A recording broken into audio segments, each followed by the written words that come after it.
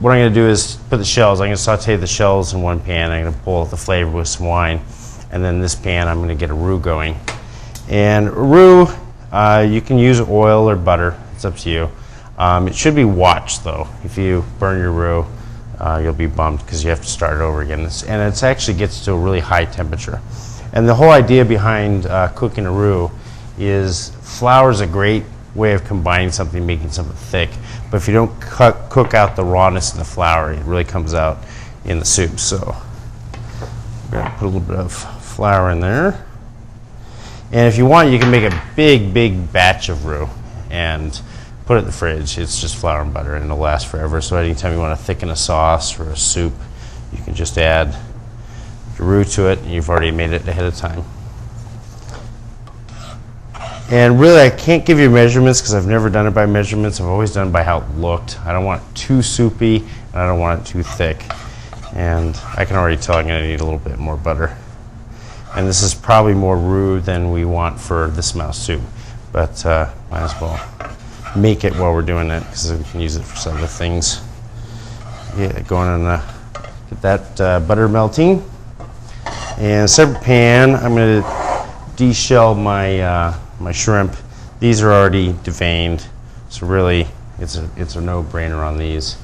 They can just pop off the shell right there. You don't want to use cooked shrimp for this dish because the shrimp aren't going to add any flavor to the soup. And usually the cooked shrimp are already sort of salty and flavorless anyway.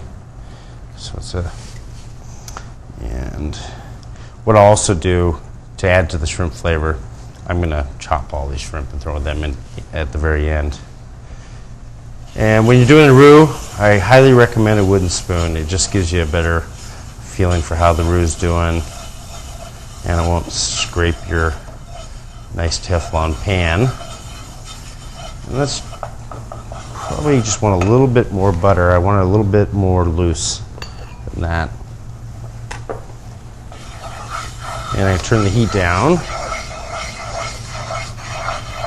You can do it two ways. You can do medium heat and stand with it the whole time, or go low heat and do other things while it's cooking. And it generally comes out better if you've got a thick pan. You won't have any heat spots, so one spot isn't going to cook a lot faster than the other. The thickness of a pan usually helps distribute the heat better. This again. That's about the thickness I like. I have pretty control over it. It's bubbling, so I know the oil is going to cook or the fat's going to cook the flour. And it starts to smell good. If you're doing something Cajun or New Orleans style, they usually just cook the heck out of the roux until it gets real dark. And once you get to that point, it starts adding sort of a nutty flavor to it as well. But what we're really going after is the ability to thicken the soup. Okay, this is actually pretty tan, and you're going to need to somehow cool down your roux. So what we're going to do is saute our onions and our garlic, and then that'll help cool the roux down. Then we'll cool it down some more with some white wine. And I'll get these going. And I'm going to flambe the shells because everybody likes to see the fire. Plus the brandy also adds some more flavor to the soup. You can start to smell it. It smells pretty good, actually. It sort of smells like fresh baked bread.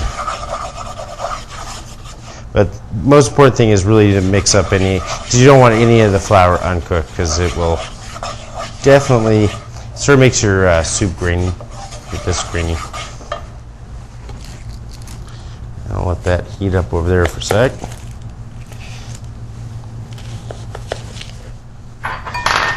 Onions, whichever your preference or whatever's on sale, it's not going to change the flavor of the soup at all.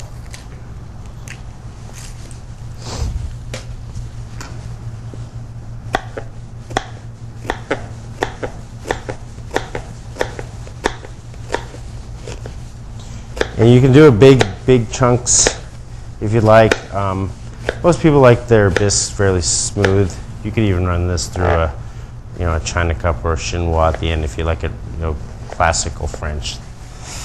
Flambéing, stand a little bit back. Of course, the amount of alcohol changes the amount of flame you'll get. And the cooking of the shrimp this way actually does bring out flavor in the shrimp, so we're not just doing this for looks. And what I'll do is, once the flame's gone, I'm just going to turn this off and add a little bit of white wine and just a splash of water. And then right before I'm ready to add it to my soup, I'll just bring it up to temperature again, and the shrimp flavor will actually be from the shells into the water and the wine that's in there. And got to add some garlic to this. And garlic, you can smash under your knife like this. You can dice it. I like to mince it with the back side of the knife, and I just sort of shave it off.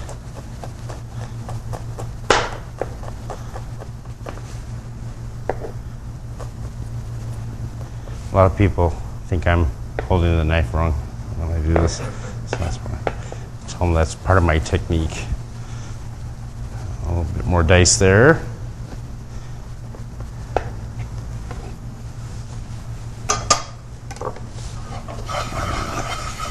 I want to get a little bit of the flavor of the garlic cooked out before we add the wine.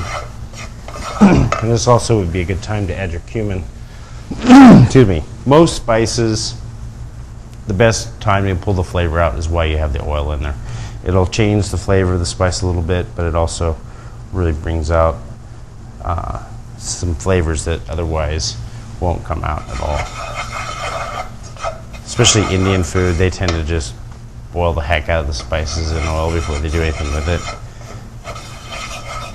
They've had thousands of years to figure that out, so you should be able to start to smell the cumin down there. Turn the heat up a little bit. Give this about another minute. And the shrimp, we'll just dice those up and throw those in there at the end. You need a whisk. You could use a whisk. Hand blenders are good also. If you find you have some lumps in there, you know, they'll zap them out.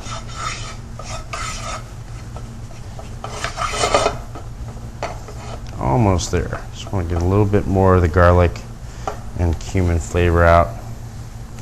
Turn my flame up. It's right here.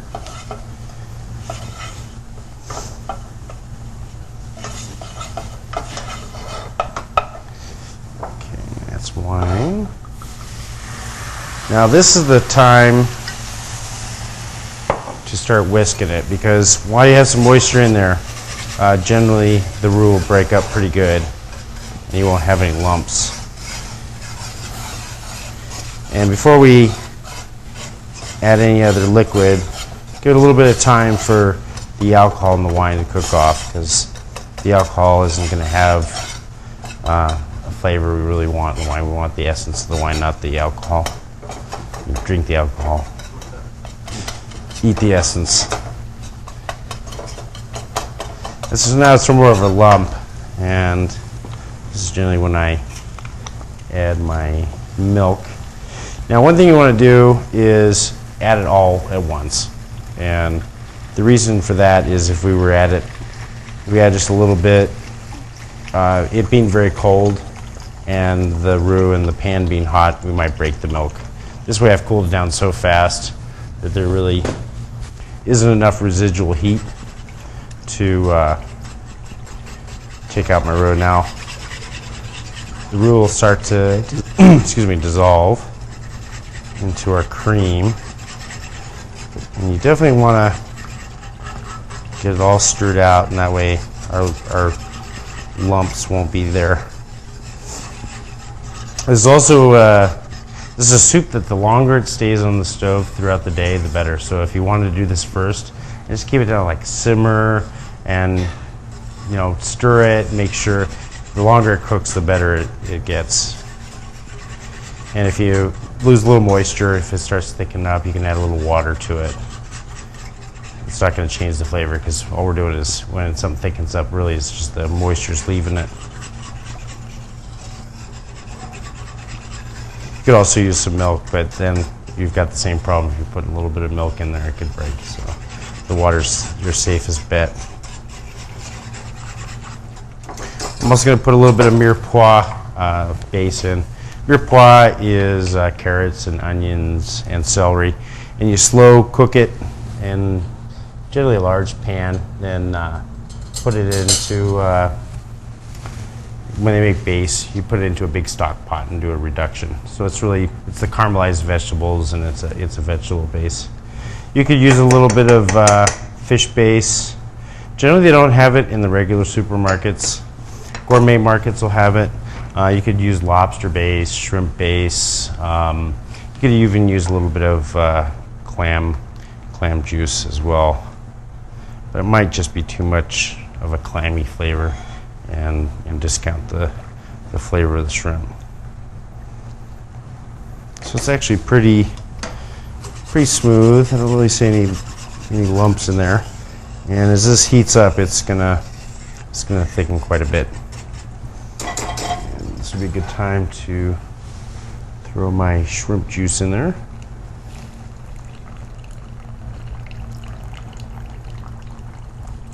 If you want, if you like cooking with shrimp a lot, the more shrimp shells you have, the more flavor the soup's going to have. So if you're not going to make bisque that night, but you got shells, throw them in a Ziploc, throw them in the freezer. They're going to be fine. Just keep throwing them in there, and then you go, oh, I got half a pound of shells. That'd be a good time to make a bisque. You really get a nice flavor. That's why a lot of chefs prefer to cook the shrimp, especially when you do a barbecue with the shell on, because you get all that flavor that comes from the shell. And of course, if you deep fry the shrimp shell, they're crunchy and they're lots of calcium, good for you. I particularly like it in Japanese food. You know what? If I've got some paprika in the back. Also, if you want to pinken it up, it looks nice. Even a squirt of ketchup works. You know, a lot of things will add to the color of the bisque.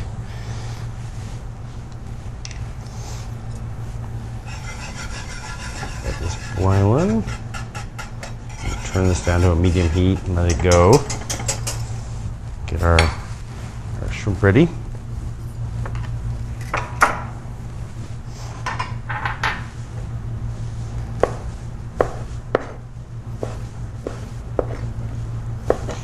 If you want, put a couple shrimp on the side with the shell on and saute them on the side if you want to do a little garnish. I'll show you what I mean in a second.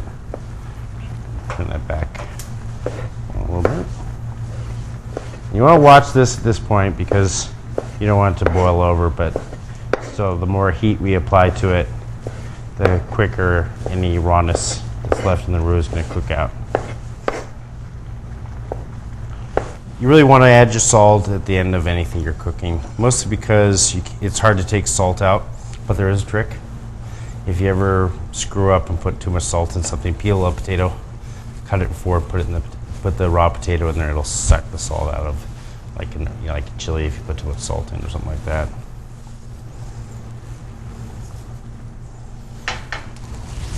White pepper is preferable for white soups generally.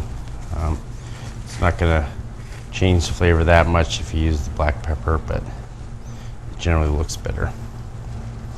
I got that pan going, so I'll show you guys a garnish you could do for your soup.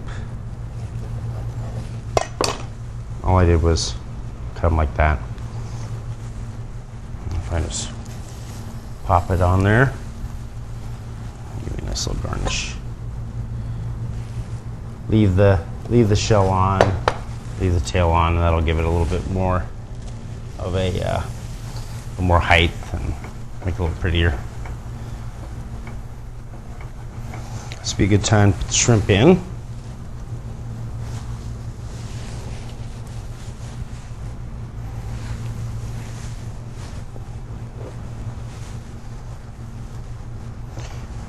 Quick stir, wash my hands. And really, at this point, we're just going to let the heat of the soup just cook off the shrimp, and we're only talking about a minute or so. If you want to make it smooth, this is the time to do the hand blend right at the end. I'll flip our shrimp over so they're cooked on all sides.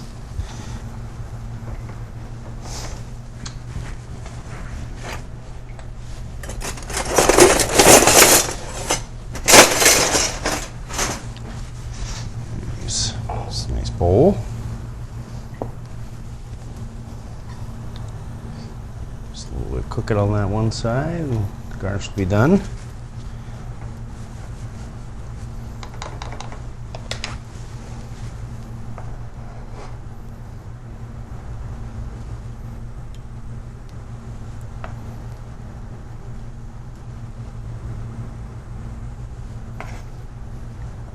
Really, with this amount of shrimp, it's almost a meal.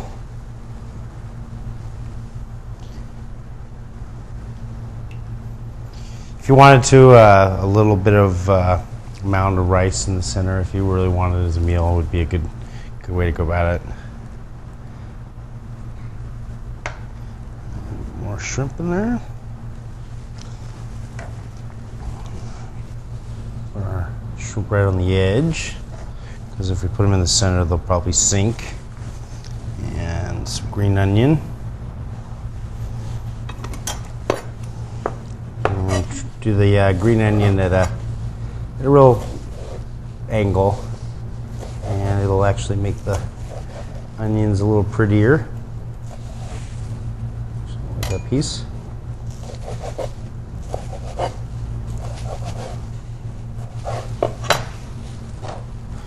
And put that in the center. And if you're a fan of Parmesan cheese, a little bit of Parmesan cheese in the center.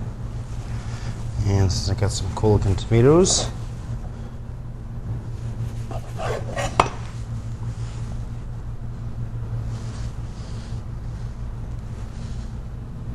and there you go, shrimp bisque.